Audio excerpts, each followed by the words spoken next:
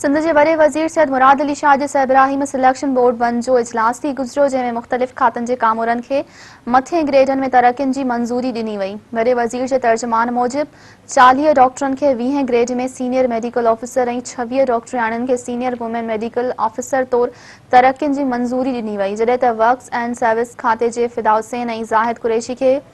20 grade में chief engineer तौरु तरक़ी ॾिनी वई। तर्जुमान मूजिबि पब्लिक हेल्थ इंजीनियरिंग जे नूर अहमद जलबाणी खे 20 ग्रेड में चीफ इंजीनियर तौरु तरक़ी ॾिनी वई ऐं स्कूल एजुकेशन खाते जे सलीम शेख खे 20 ग्रेड में चीफ इंजीनियर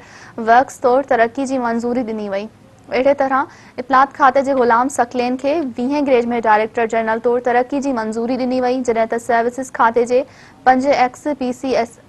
ऑफिसर आगा अब्दुल रहीम, रशीद ज़रदारी, इम्तियाज़ शेख, अहमद अली कुरैशी ऐं जावेद सबकतुल्ला महर 20 ग्रेड मंझि प्रोमोट थी कमिश्नर सेक्रेटरी थी विया। इजलास में तालीम खाते जे नायतुल्ला शेख, दिलावर ख़ान, हारून लगारी, वहीद इंढण ऐं शाहनवाज़ सहतो खे बि 20 ग्रेड में टीचिंग ट्रेनिंग स्कूलनि में प्रिंसिपल ऐं प्रोफेसर तौरु तरक़ियुनि जी मंज़ूरी ॾिनी वई। तर्जुमान जो चवणु आहे त तालीम खाते जे मुबैना जखरो, फौजिया सुल्ताना, नैयर रफ़ीक, तोशीन कोसर ऐं फातिमा ज़हरा खे बि 20 ग्रेड में टीचिंग ट्रेनिंग स्कूल्स में प्रिंसिपल ऐं प्रोफेसर तौरु तरक़ियुनि जी मंज़ूरी ॾिनी वई आहे।